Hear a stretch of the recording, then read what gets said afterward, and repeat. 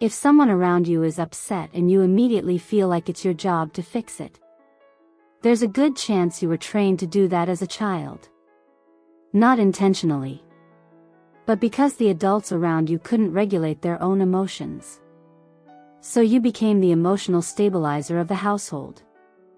You learned to calm the tension, to fix the mood, to keep the peace. And now as an adult, you're still doing the same thing, carrying emotional responsibilities that were never yours in the first place. Some people walk through life carrying emotions that were never theirs. They feel responsible for keeping the peace in every room. They monitor the tone of conversations. They sense when someone is upset before a single word is spoken. And when tension appears, they instinctively move to fix it. If someone is sad, they feel responsible for cheering them up. If someone is angry, they feel responsible for calming them down.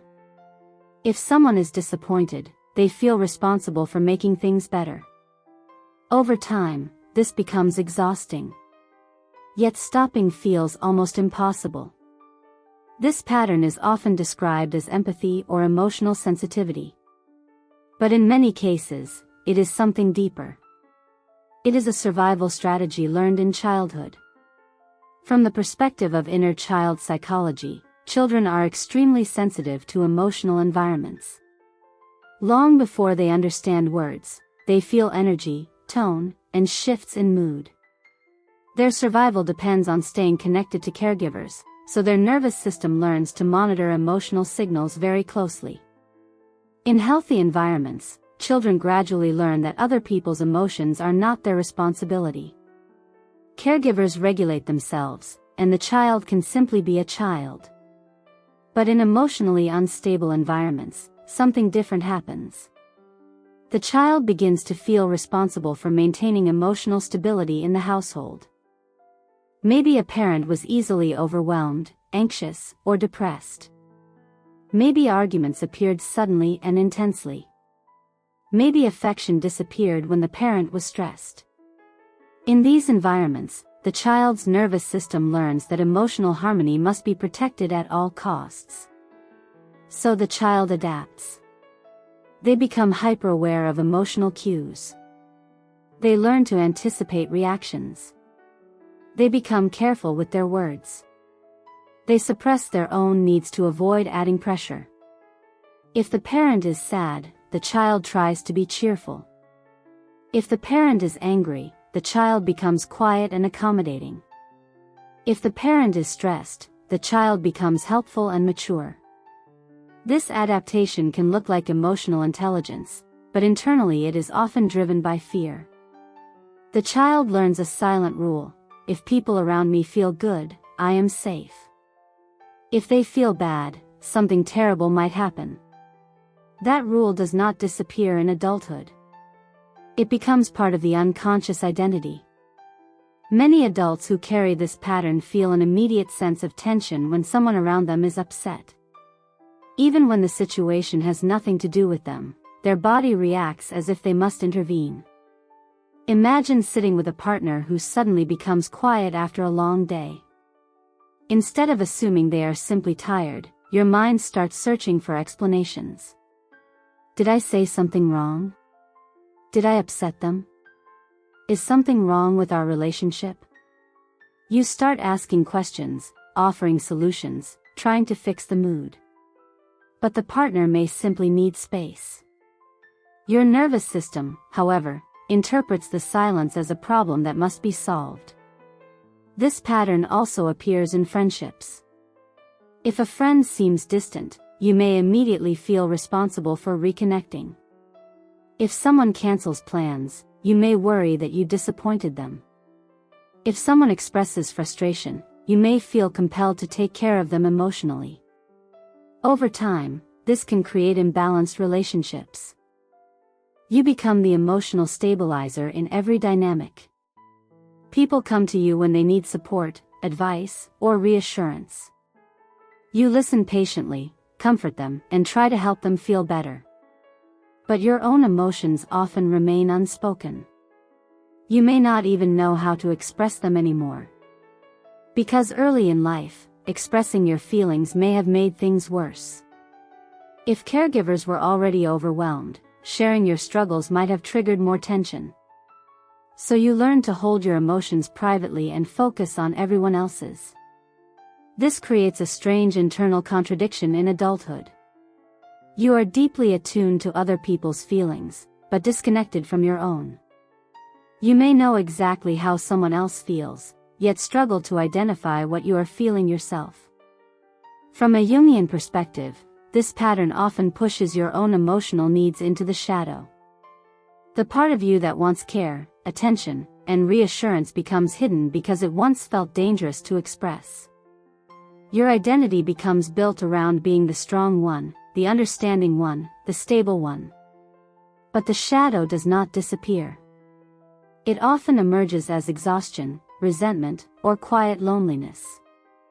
You may find yourself surrounded by people who rely on you emotionally, yet feel strangely unsupported. When you need comfort, you may hesitate to ask for it. You may believe that your role is to hold space for others, not the other way around. In romantic relationships, this dynamic can become particularly intense.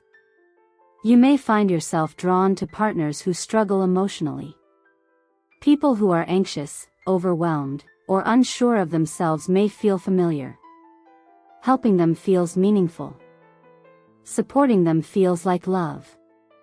But slowly, the relationship can become one-sided. You become the emotional caretaker while your own needs remain secondary. This often mirrors the role you learned in childhood. When conflict appears in relationships, your instinct may be to immediately restore harmony. You may apologize quickly, even when you are not at fault. You may suppress your perspective to avoid escalation. Peace becomes more important than honesty. At first, this seems like kindness. But over time, it can lead to deep internal frustration. Because maintaining peace at all costs means parts of yourself remain unheard. Another common scenario appears in professional environments. At work, you may become the person who manages the emotional atmosphere. You notice when colleagues are stressed. You smooth over disagreements. You take on extra responsibilities to keep things running smoothly. People appreciate your reliability and empathy. But they may not realize the emotional labor behind it. You may feel responsible not only for your tasks, but also for everyone's mood. If the team is tense, you feel pressure to lighten the atmosphere. If a colleague struggles, you may take on part of their workload. Over time, this creates burnout. Not because you are weak, but because your nervous system has been running in constant emotional vigilance since childhood. Healing this pattern begins with a radical realization: other people's emotions are not your responsibility. This does not mean becoming cold or indifferent. It means recognizing the difference between empathy and emotional ownership. Empathy allows you to understand someone's feelings while still recognizing that they belong to them. Emotional ownership, on the other hand, means believing you must fix, manage, or absorb those feelings. Many people who grew up in emotionally unpredictable environments never learned this boundary. So learning it as an adult can feel uncomfortable at first. You may feel guilty when you stop trying to solve someone's problems. You may feel selfish when you prioritize your own emotional needs. You may worry that people will leave if you stop holding everything together. These fears are echoes of childhood, not reflections of present reality.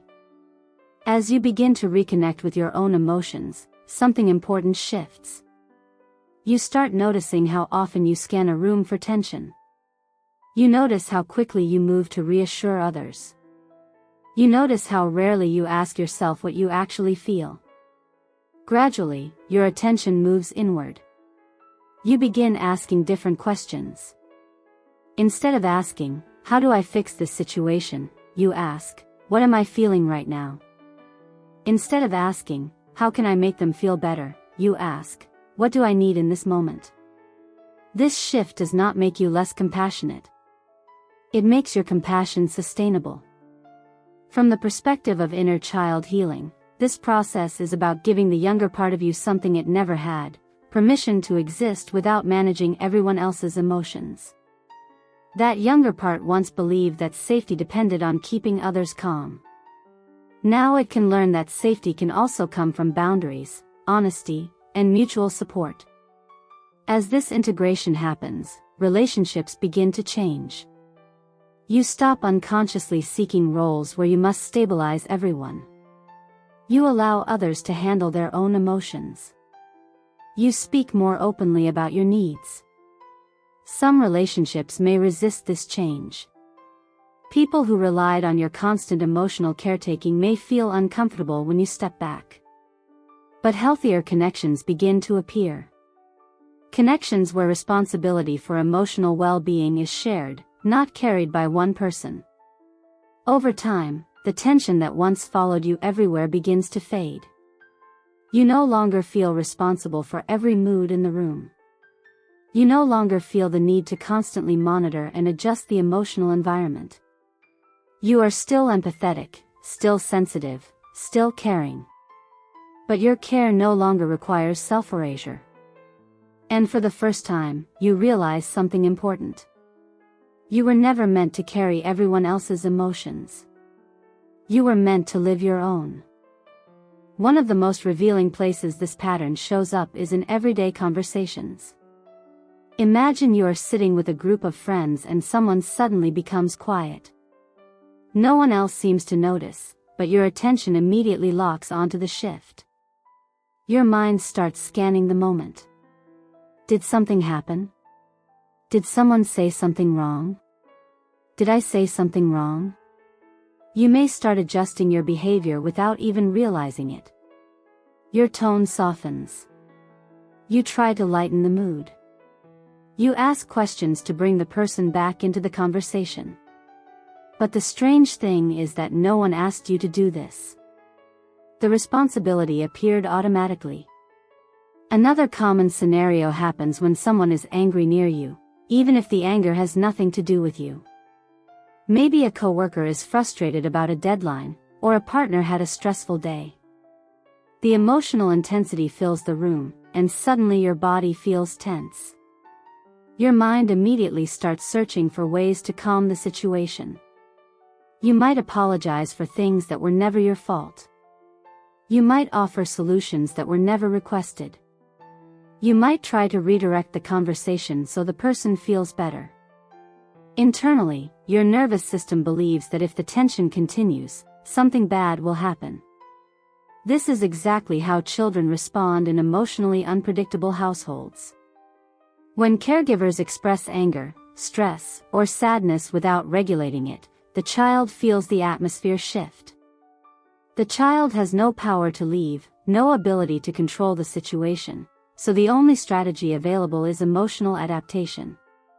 They become extremely skilled at reading subtle signals. They learn to detect the smallest changes in tone, posture, or facial expression. They become emotional translators long before they even understand their own feelings. As adults, this skill can look impressive. People may describe you as intuitive, emotionally intelligent, or deeply empathetic. But internally, it can feel exhausting. You are always watching. Always adjusting. Another place this dynamic appears is when someone shares a problem with you. Instead of simply listening, you may feel immediate pressure to fix it. Your mind begins generating solutions before the person has even finished speaking.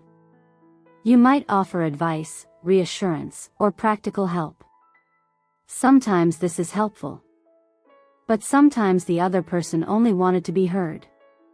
When you carry the unconscious belief that emotions must be resolved quickly, you struggle to sit with discomfort. Someone else's sadness or frustration can feel unbearable until it is solved. In romantic relationships, this often leads to overfunctioning. For example, if your partner is struggling with work stress, you may take on the role of emotional support system, motivator, therapist, and problem solver all at once. You check in constantly, try to improve their mood, and feel responsible for keeping the relationship emotionally stable. But if your partner remains stressed despite your efforts, you may feel like you failed, even though their emotional state was never truly yours to control. This can also create a subtle imbalance in relationships.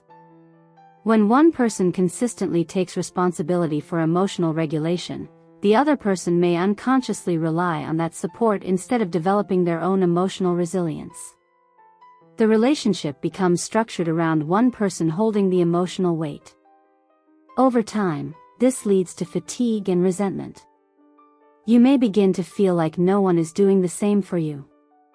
Another revealing scenario happens when someone is disappointed in you. For many people with this pattern, even mild disappointment can feel overwhelming. A friend may express frustration, or a partner may mention something they wish had gone differently. Instead of hearing the feedback calmly, your mind interprets it as a threat to the relationship. You may immediately move into repair mode.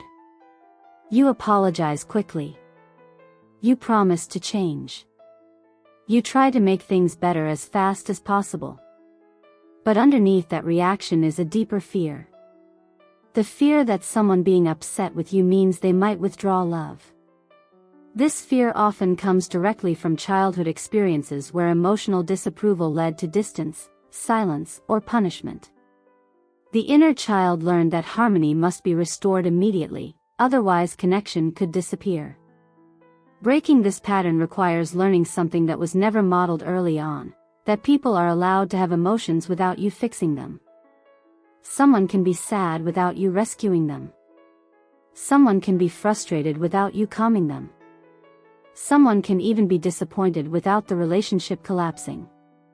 When you begin allowing this reality, something surprising happens. Your nervous system slowly relaxes. You realize that emotional storms can pass without your intervention. That tension does not always lead to catastrophe. That relationships can survive moments of discomfort. And as that realization grows, a new kind of empathy emerges. Not the empathy that absorbs everyone's feelings and tries to repair them, but the empathy that stands beside another person and allows them to experience their own emotional world. This kind of empathy is quieter. It does not rush to solve. It does not carry responsibility that was never yours. It simply remains present. For many people, this shift feels almost revolutionary. Because for the first time, you are not managing the emotional climate of every room you enter. You are simply participating in it. And the emotional space that opens inside you when you stop carrying everyone else's feelings can feel unfamiliar at first. But eventually, it begins to feel like freedom. If this message resonated with you, take a moment to like this video and subscribe for more gentle reminders of your inner power.